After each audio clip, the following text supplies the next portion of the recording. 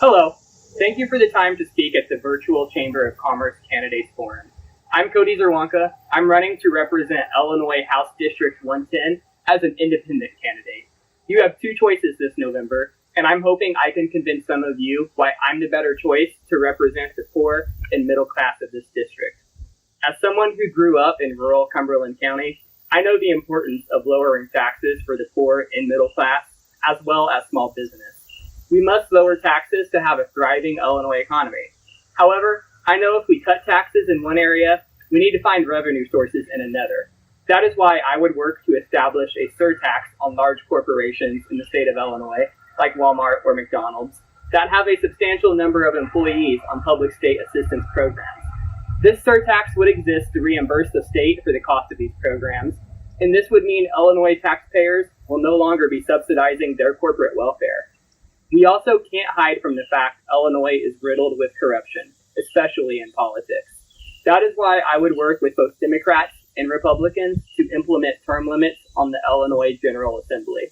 The current face of Illinois corruption, Mike Madigan, has been in the Illinois House for more than 4 decades. This is absurd, and it allows for politicians to just steepen corruption and profit from their power in Springfield. We must impose term limits to bring ordinary representation to Illinois instead of the same political machines decade after decade after decade. Implementing term limits may also invoke more people to run for office that maybe wouldn't have done so before. For example, perhaps some teachers or nurses or more young people will run for something. And I don't think having more of that ordinary representation is a bad thing.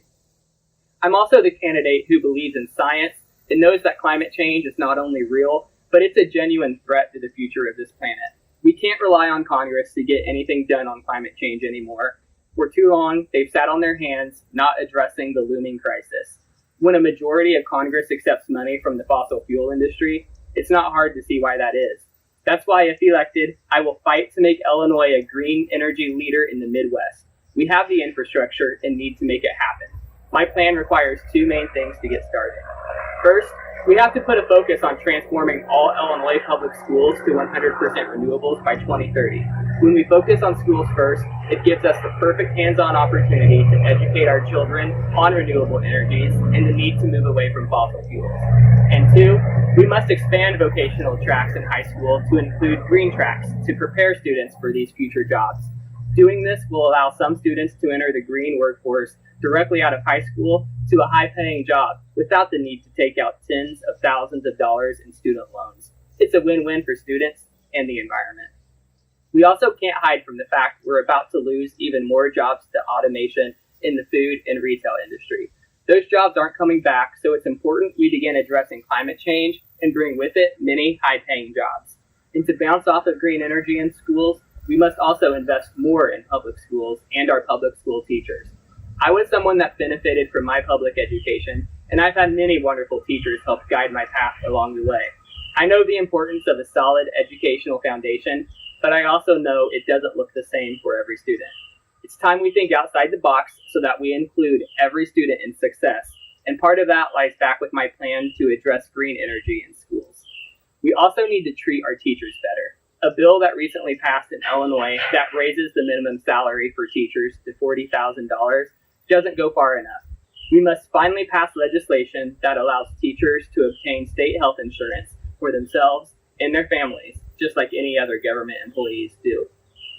We too can no longer ignore our broadband access problem in our district.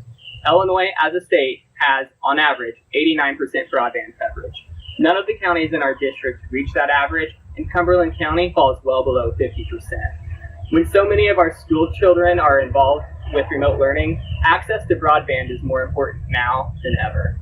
And we currently have a $45 billion capital bill sitting in Springfield to be used on infrastructure like broadband access. If elected, I will advocate for some of that capital bill to be allocated to District 110 so we can expand broadband access to the corners of our district that are often forgotten.